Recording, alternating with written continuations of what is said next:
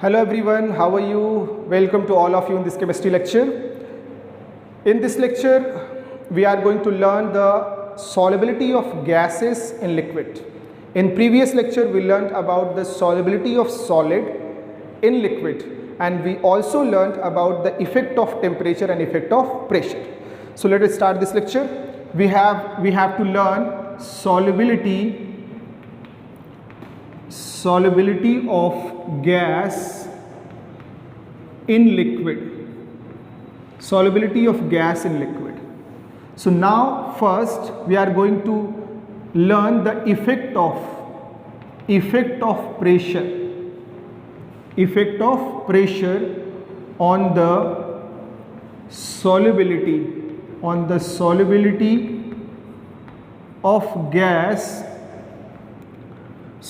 of gas in liquid. Solubility of gas in liquid. Effect of pressure on the solubility of gas in liquid. So as we know that gases are soluble in water, and due to this the whole marine life is possible. Because of dissolution, because oxygen gas is dissolved in water, whole marine life is possible. The life under the sea is possible because of the dissolution of oxygen gas in sea water. So now we are going to learn what are the effect of pressure and temperature on the solubility of gas in liquid. First we will learn the effect of pressure, and then we will learn about the effect of temperature.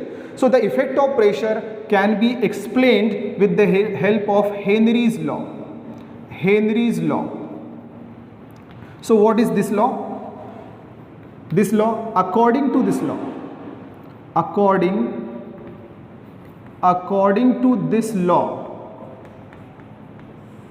am not going to write the statement, I am just going to explain to you. According to this law, आप definition book से भी लिख सकते हो.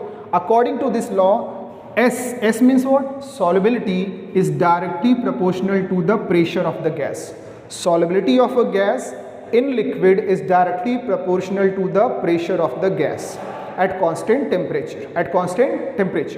So I hope it is clear to all of you. So S is equal to what? K into P, where K is what? This is proportionality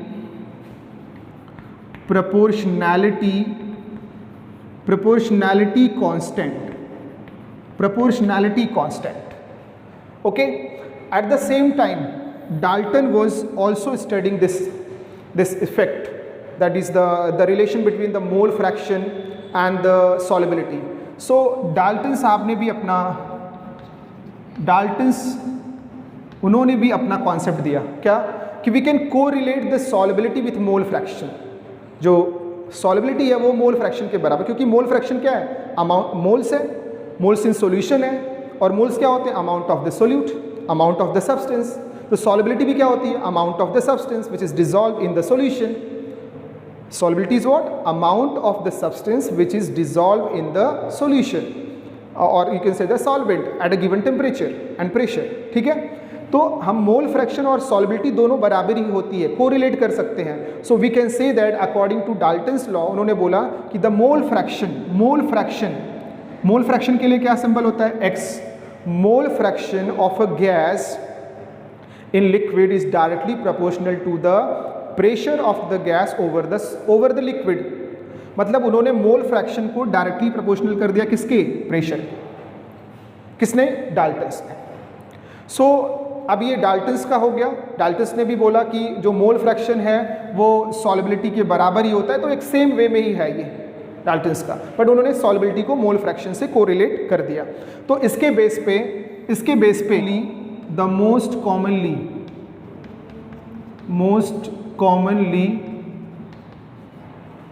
form of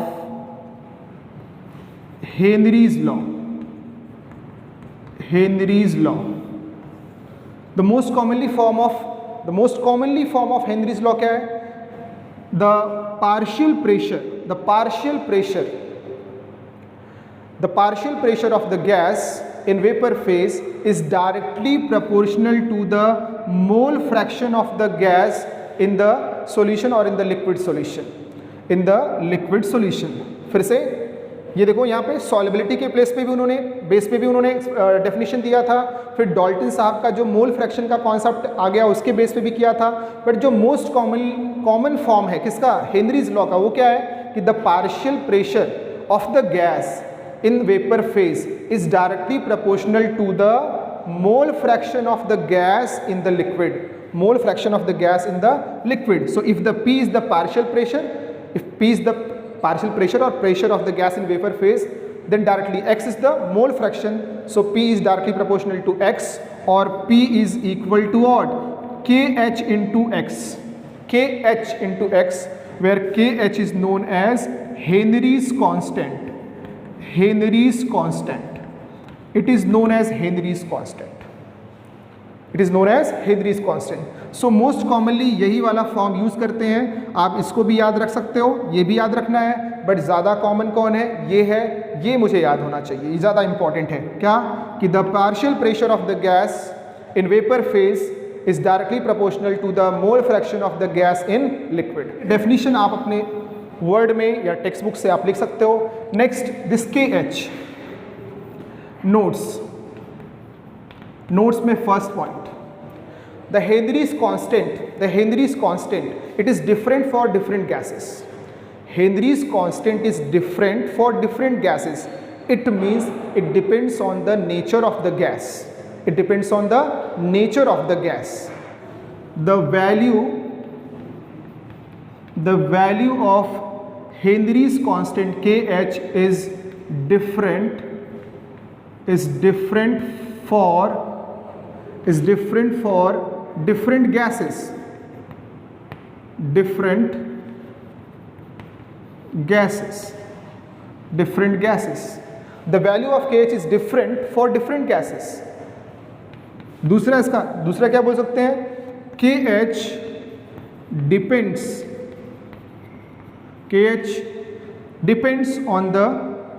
depends on the nature of gas, because here you can see that the value of KH is different for different gases, means the value of KH depends on the nature of gas. And third thing is that as the value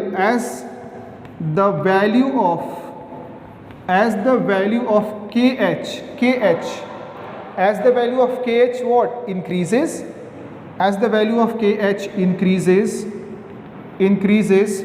the solubility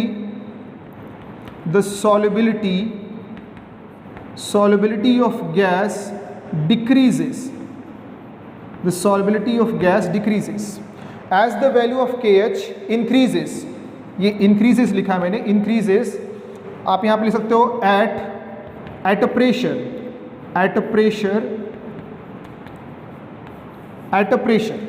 as the value of KH increases at a particular pressure, मतलब pressure आपने constant रखा है, तो KH की value अगर increase होगी तो फिर सॉल्युबिलिटी क्या होगी, डिक्रीज होगी। आप यहाँ पे अप्लाई कर सकते हो। P आपने कांस्टेंट रखा है और KH अगर आप इंक्रीज होगा तो X का वैल्यू क्या होगा, डिक्रीज होगा। तभी तो भाई ये इंक्रीज हो रहा है, ये डिक्रीज होगा, तभी तो ये दोनों को मल्टीप्लाई करने पे क्या आएगा, कांस्टेंट, बिकॉज P आपने क्या रखा है, कांस्टेंट रखा है। सो एट अ प्रेशर और at a constant pressure if the value of KH is increasing then the solubility और मोल फ्रैक्शन का मतलब क्या, solubility will what, decrease. So we have to learn these 3 points about what, KH we have to remember. Getting the point clear to all of you? So generally what happens, on increasing the pressure the solubility of a gas in liquid increases. This can be explained with the help of Henry's law. And what is Henry's law? The most common form of Henry's law is this, what, the pressure of the gas in vapor phase is directly proportional to the mole fraction. This is the mole fraction of the gas in the liquid. So if P is the pressure, X is the mole fraction, so P is directly proportional to X, or P is equal to KH into X, where KH is known as Henry's constant. And what is the characteristics of Henry's constant? यहाँ पे notes में मैंने लिखा दिया आपको कि the value of KH is different for different gases, it depends on nature of gas, and third thing is what, as the KH increases at constant pressure, then the solubility of gas decreases. I am hoping that you guys are clear with this concept. Okay, so write down fast. तो रब करता हूं मैं इसको। Next, आप please text book भी पढ़ें। आप टेक्स्ट बुक पढ़ोगे तो एक्चुअल में उसमें जो एग्जाम्पल्स दिए वो भी आपको पढ़ने पे थोड़ा सा और क्लियर हो जाएगा। So now we are going to learn about the effect of temperature, that is effect of temperature on the solubility, effect of temperature on the solubility of gas in liquid, gas in liquid solution, in liquid solution. So effect of temperature, so on increasing concept क्या है, on increasing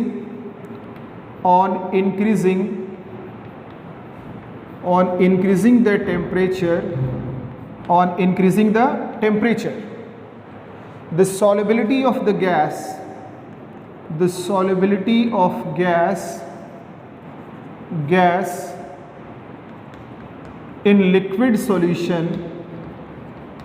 in liquid solution what? Decreases.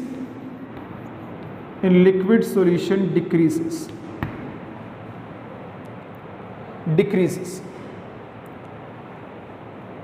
On increasing temperature, the solubility of a gas in liquid solution what? Decreases. Pressure increase करने पे increase करता है, जो Henry साहब ने explain कर दिया, और टेम्परेचर इंक्रीज करने पे सॉलिबिलिटी डिक्रीज करता है। Be explained on the basis of Charles law. This can be explained on the basis of Charles law. So decreases, this can be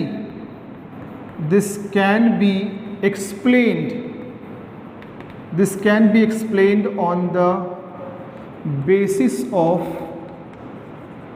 Charles law.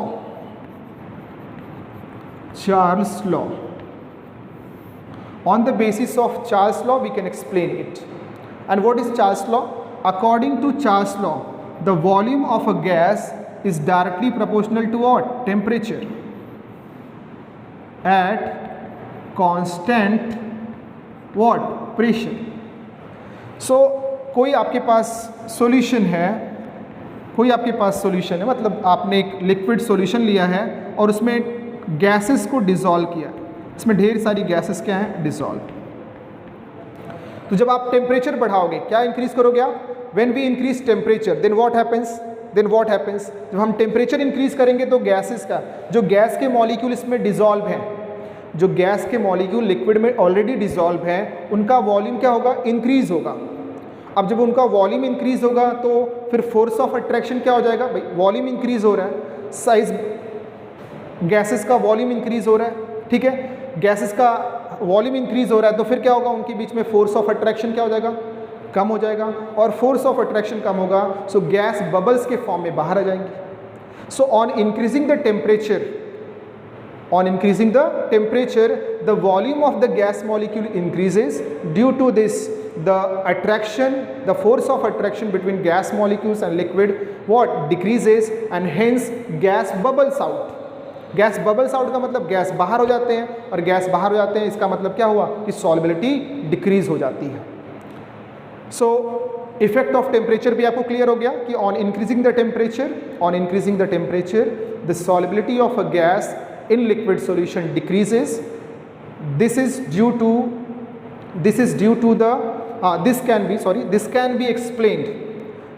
can be explained with the help of Charles law, and according to this law the volume of a gas is directly proportional to temperature at constant pressure.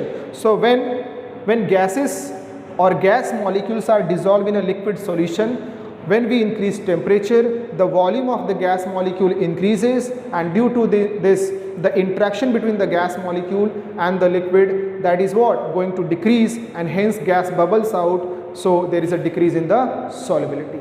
Clear to all of you? Okay, so आप इसको फटाफट लिख लो, और इसका definition भी आप अपनी books में या उसको पढ़ना, उसको टेक्स्ट बुक से पढ़ना इंपॉर्टेंट है, ठीक है। मैं इसको रब करता हूँ। Solubility of gas in liquid हो गया, उसके लिए हमने दो कॉन्सेप्ट पढ़ लिए। हेनरीज लॉ के थ्रू हमने प्रेशर के इफेक्ट को एक्सप्लेन किया, और चार्ल्स लॉ की हेल्प से हमने टेम्परेचर के इफेक्ट को क्या कर दिया? एक्सप्लेन कर दिया। तो यहाँ पे मैं ये बोल सकता हूँ कि अभी सॉल्यूशन वाला पार्ट जो था वो खत्म हो गया, वो फिनिश हो गया। अभी हम क्या पढ़ने वाले हैं? Colligative properties. Colligative properties, colligative properties, colligative property. It is a property, it is a property which depends only on the number of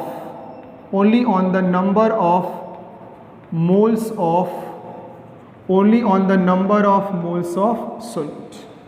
Only on the number of moles of solute. Does not depend on the nature of the solute.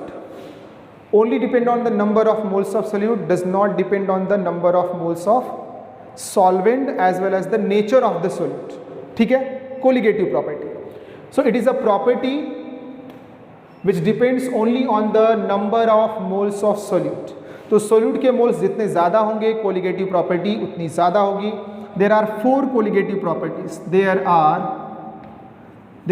four colligative properties. Colligative properties. First, relative lowering of vapor pressure. Relative lowering of vapor pressure. Relative lowering of vapor pressure. Second, that is elevation of boiling point. Elevation of boiling point, that is delta TB. Third, depression of freezing point. Depression of freezing point, that is delta TF. And fourth one, osmotic pressure. Fourth one is osmotic pressure. तो यहीं तक पढ़ना हमें। इसके बाद एक नया topic start होता था आपकी बुक में, that is abnormal molecular mass and went half factor, जो इस बार सिलेबस में नहीं है, बोर्ड के सिलेबस में, तो उसको हम नहीं पढ़ने वाले हैं, बट ये चार तो पढ़ना ही पड़ेगा हमें। Colligative properties, what is colligative property? It is a property which depends only on the number of moles of solute, does not depend on the nature of the solute, depends on the number of moles of solute, और solvent के moles पे भी depend नहीं करता। There are four colligative property. First, relative lowering of vapour pressure, elevation of boiling point, depression of freezing point and osmotic pressure. This is denoted by pi, denoted by pi. तो आप इसको एक बार लिख लो, फिर मैं one by one explain करता हूँ। First, relative lowering of vapor pressure. Now you are clear with colligative property. What is colligative property? It is a property which depends only on the number of moles of solute. First we are going to learn about the relative lowering of vapor pressure. Relative lowering of vapor pressure. So relative lowering means with respect to, lowering means it is going to decrease vapor pressure. Lowering of vapor pressure, lowering of vapor pressure means vapor pressure is going to decrease. किसी के respect में ये lower vapour pressure क्या होगा? कम होने वाला है। किसके रिस्पेक्ट में? किसी एक दूसरे के वेपर प्रेशर के रिस्पेक्ट में। मतलब मान लो कि हमारे पास सॉल्वेंट का वेपर प्रेशर है, फिर उसमें हम कुछ ऐड करते हैं तो फर्क पड़ेगा, उसको हम वन बाय वन पढ़ते हैं, ठीक है। So what is the pressure? पहले प्रेशर क्या होता है? Pressure is the force. Pressure क्या भाई? Pressure is defined as the force divided per unit area. जो आप फोर्स अप्लाई कर रहे हो per unit area, that is known as pressure. But यहाँ पे हम लोग क्या पढ़ने वाले हैं? Vapour pressure. वेपर का प्रेशर, वेपर का प्रेशर, वेपर का प्रेशर का मतलब ये आप देखो जरा बोर्ड पे, just look at the board. You have a solvent, solvent आपने एक लिया है, सॉल्वेंट, ठीक है। ये सॉल्वेंट है या कोई प्योर लिक्विड है, सॉल्वेंट, और you can say that it is a pure liquid, it is a pure liquid. This pure liquid is volatile, volatile, volatile in nature. What is the meaning of volatile? Means it is going to at normal temperature it is going to evaporate. ये evaporate होगा, इसके molecules किस में convert होंगे? Vapour form में convert होंगे। इस liquid के मॉलिक्यूल्स, आपके पास एक सॉल्वेंट या प्योर लिक्विड है, ये वोलाटाइल इन नेचर है, तो इसके जो मॉलिक्यूल्स होंगे वो लिक्विड से, ऑलरेडी एक बार वेपर प्रेशर आपको पढ़ाया था मैंने स्टेट्स ऑफ मैटर में, ठीक है। तो ये इसके मॉलिक्यूल्स किस में कन्वर्ट होंगे? वेपर्स में कन्वर्ट होंगे। और अगर आपने ओपन कंटेनर में रखा है सो वो वेपर जो है वो एयर के साथ दूर तक चले जाएंगे, वहाँ से हट जाएंगे। बट अगर आपने इनको क्लोज कंटेनर में ले लिया, क्लोज कंटेनर, सो ये वेपर्स के मॉलिक्यूल्स अब तो जा नहीं सकते, इवेपोरेशन बंद भी नहीं होगा, ये वोलाटाइल है। आप क्लोज लो कंटेनर या ओपन कंटेनर लो, ये तो इवेपोरेशन तो कंटिन्यू रहेगा। इवेपोरेशन कंटिन्यू रहेगा तो इस लिक्विड के मॉलिक्यूल्स किस में कन्वर्ट होंगे? वेपर में। They are going to collide with each other. Those vapour molecules अब ज़्यादा होंगे, बार बार इवेपोरेशन हो रहा है तो बहुत ज़्यादा वेपर के मॉलिक्यूल होंगे, तो they are going to collide with each other, और वो कोलाइड एक दूसरे से भी करेंगे, और ये जो आपने लीड रखा है इससे भी टकराएंगे। इसकी वजह से कुछ जो वेपर के मॉलिक्यूल होंगे बेटा, जो वेपर्स के मॉलिक्यूल हैं, क्या होगा? वो कुछ एक दो मॉलिक्यूल इधर देखो नीचे आएंगे, भाई कोलाइड किया तो कुछ की एनर्जी कम होगी तो नीचे आएंगे। यहाँ पे नीचे, ये जो नीचे दिख रहा है, यहाँ पे ये लेयर, यहाँ पे किसके मॉलिक्यूल्स हैं? लिक्विड के मॉलिक्यूल्स हैं।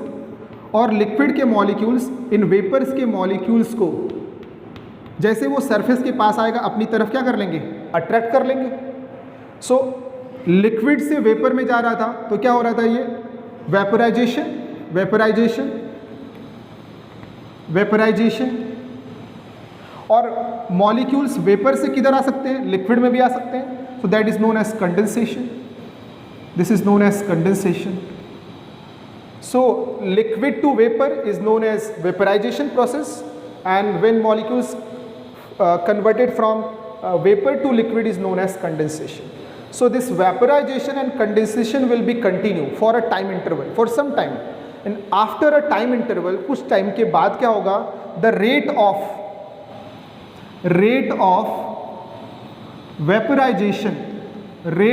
vaporization that becomes equal to rate of what? Condensation. Rate of condensation. When rate of vaporization becomes equal to rate of condensation, then that is known as what? That is known as equilibrium. That is known as equilibrium. और equilibrium में भी कौन सा? This is known as physical equilibrium. But हम उसमें नहीं जाते, मैंने बढ़ाया physical और chemical equilibrium. So this is known as the physical equilibrium, or you can say that equilibrium, physical equilibrium. एक chemical equilibrium, physical chemical equilibrium में पढ़ा था। सो ये rate of vaporisation becomes equal to rate of condensation, then that is known as physical equilibrium और simply equilibrium. Equilibrium का मतलब क्या हुआ कि अगर इसके 10 मॉलिक्यूल लिक्विड से वेपर में कन्वर्ट हो रहे हैं तो एट द सेम टाइम इसके भी 10 मॉलिक्यूल वेपर से किस में कन्वर्ट होंगे? लिक्विड में कन्वर्ट होंगे। So when your liquid is in equilibrium with its vapour, then these vapour molecules they exert pressure, and that pressure is known as what? Vapor pressure. Vapor pressure. So vapor, what is vapor pressure? What is vapor pressure? Vapor pressure is defined as a pressure. Vapor pressure is defined as a pressure exerted by the vapors of the liquid. इस liquid के vapor के through जो pressure apply होता है कभी at equilibrium पे, that is known as vapor pressure. फिर से, vapor pressure is defined as a pressure exerted by the vapors of the liquid when the liquid is in equilibrium. जब liquid क्या होता है? उसके मॉलिक्यूल्स, उसके वेपर, ये लिक्विड अपने खुद, यही लिक्विड तो वेपर में कन्वर्ट हुआ है, तो ये लिक्विड अपने वेपर्स के साथ क्या होता है? इक्विलिब्रियम में होता है। तो इसके मॉलिक्यूल्स, इस लिक्विड के मॉलिक्यूल जो वेपर फॉर्म में हैं, वो जो प्रेशर अप्लाई करते हैं उसे क्या बोलते हैं हम लोग? Vapour pressure. So vapour pressure is defined as the pressure exerted by the vapors of the liquid when the liquid is in equilibrium.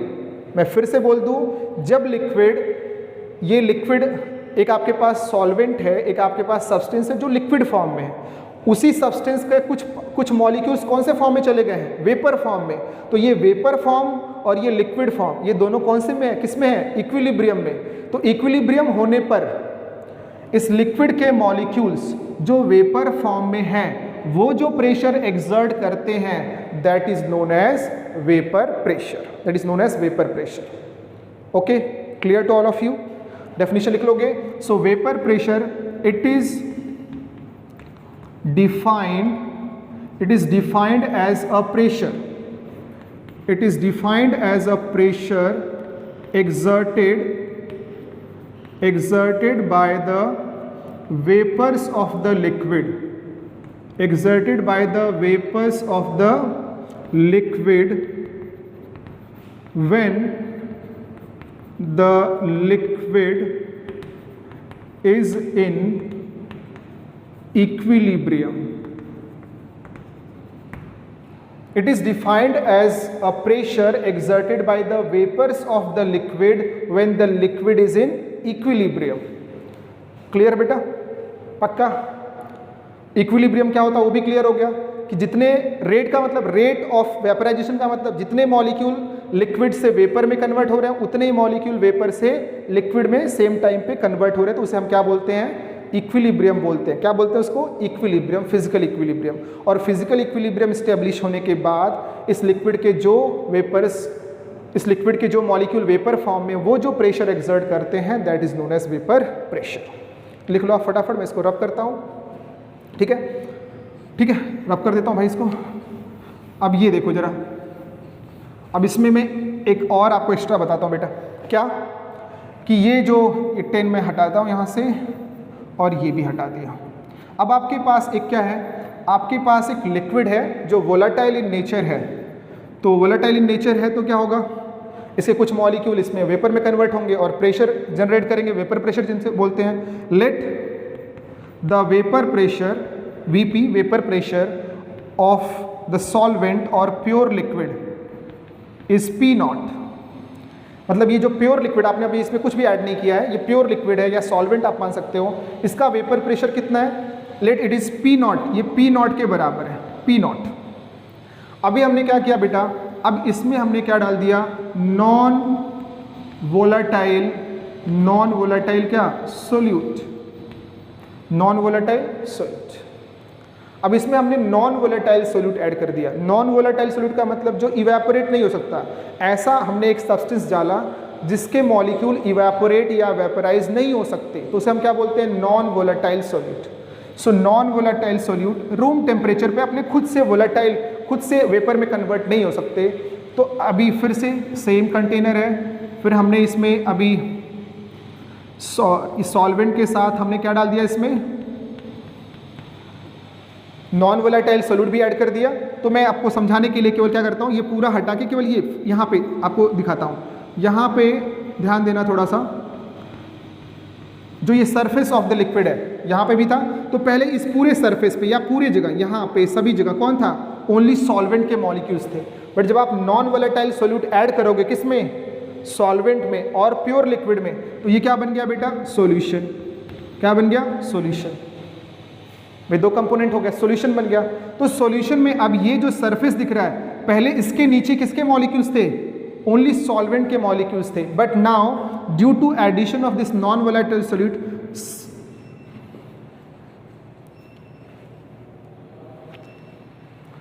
but due to addition of non-volatile solute, some of the spaces will be occupied by whom, by which compound, by non-volatile solute. Some of the spaces will be occupied by particles या molecules of non-volatile solute. तो पहले पूरा का पूरा surface area किसके लिए available था, solvent molecules के लिए। अब थोड़ा सा सरफेस एरिया कौन ऑक्यूपाई कर लेगा, ये लिक्विड में ही है, वेपर में कन्वर्ट नहीं हुआ अभी कि सर यहाँ पे कैसे आ गया, ये सब लिक्विड ही है पूरा। तो यहाँ से यहाँ तक ये लिक्विड का सरफेस है, तो पहले ये पूरा का पूरा किसने कवर किया था, सॉल्वेंट ने। अब कुछ कौन कवर कर लेगा, थोड़ा बहुत स्पेस सोल्यूट भी कवर कर लेगा। तो अब अगर पहले कितने मॉलिक्यूल आपने लिखा था, कंसिडर किया था 10 मॉलिक्यूल कन्वर्ट हो रहे थे, तो अभी इवेपोरेशन थोड़ा सा कम हो जाएगा। क्यों, क्योंकि सरफेस एरिया क्या हो गई, कम हो गई ना।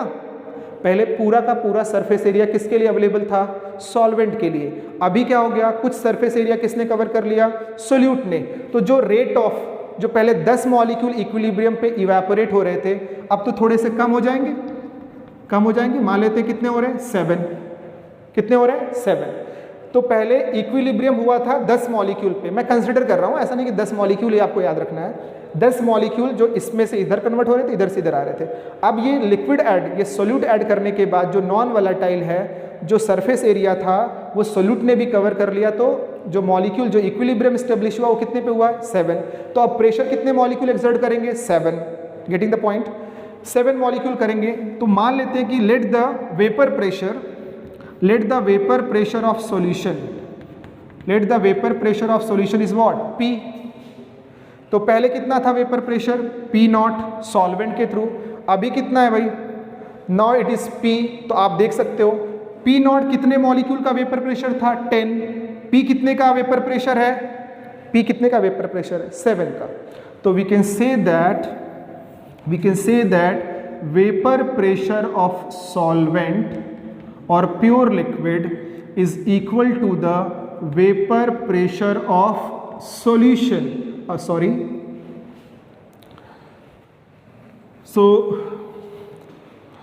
So we can say that vapor pressure of solvent or pure liquid that is greater than the vapor pressure of solution containing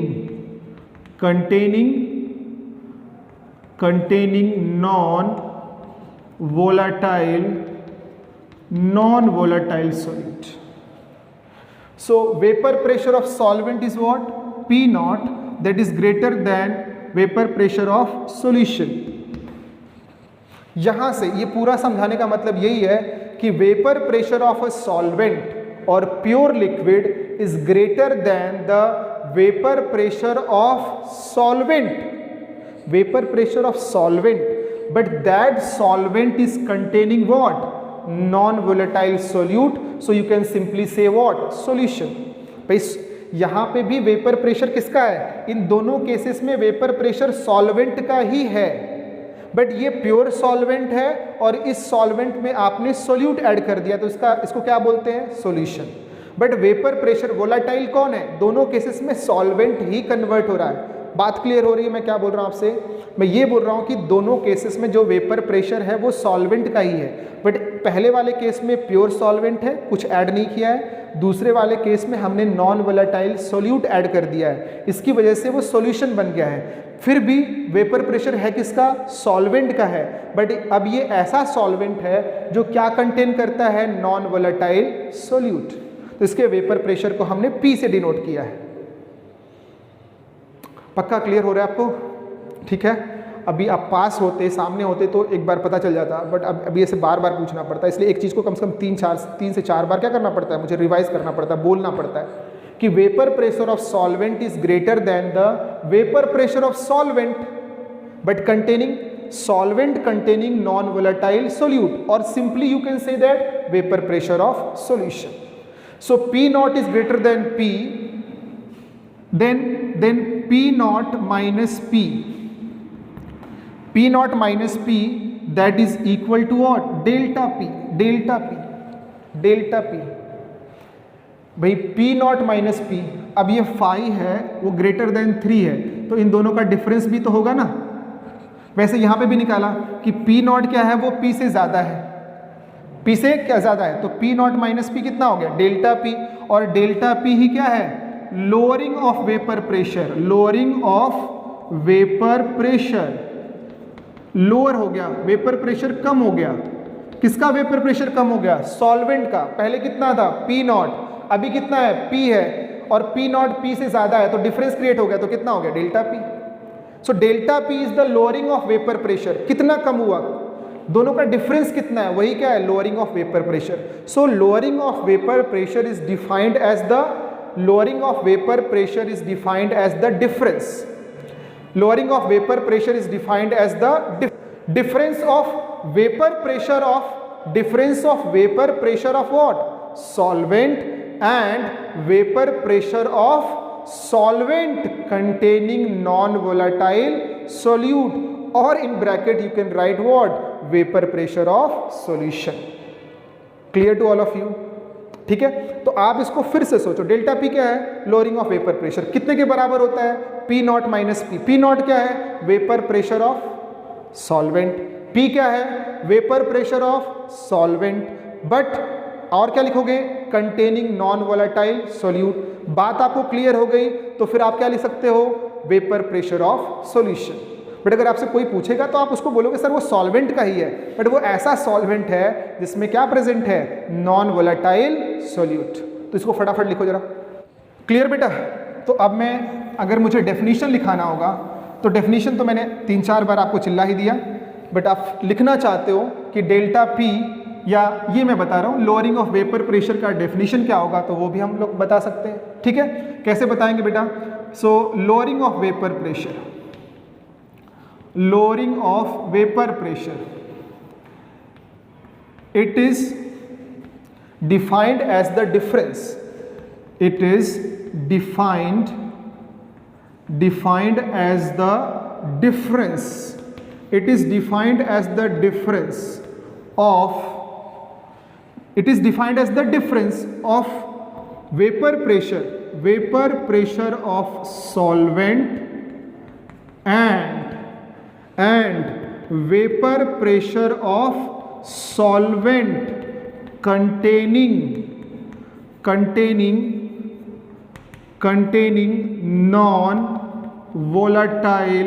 non-volatile क्या? solute, in bracket that is the vapor pressure of क्या? solution, vapor pressure of solution. So mathematically क्या? if P naught is the vapor pressure of solvent and P is the vapor pressure of solution, जो वहाँ पे लिखा है वही बता रहा हूँ, then P naught is greater than P, so P naught minus P is equal to delta P, and this delta P is known as lowering of क्या? Vapor pressure. Okay. In next lecture we will learn about relative lowering of vapor pressure, but before proving, हम लोग क्या prove करेंगे कि relative lowering of vapor pressure is a colligative property। तो colligative property proof करने से पहले हम एक लॉ पढ़ेंगे, that is known as Raoult's law, और उसके साथ साथ एक और लॉ पढ़ लेंगे, Dalton's law of partial pressure, Raoult's law of partial pressure and Dalton's law of partial pressure। सो आप प्लीज़ इसको अच्छे से एक बार रिवाइज कर लेना, 2 बार रिवाइज, क्योंकि नेक्स्ट वाले में तभी आपको समझ में आएगा।